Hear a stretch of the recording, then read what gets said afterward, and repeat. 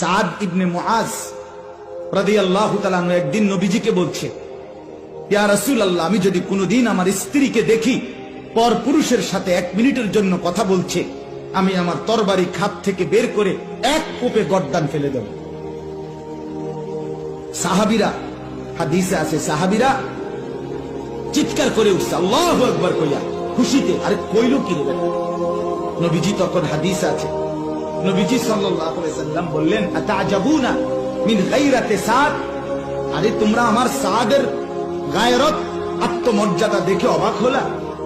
অবাক হলা? এই তখন নবীজি বলছে, ওয়াল্লাহি আনা আগিয়ারু মিনহু, আমি মুহাম্মদ আমার সাদের চাইতে আরো বেশি গায়রতওয়ালা, আত্মসম্মানওয়ালা। এরপরে বলছে, ওয়াল্লাহু আগিয়ারু মিন্নি, আর আমার আল্লাহ এর চাইতে বেশি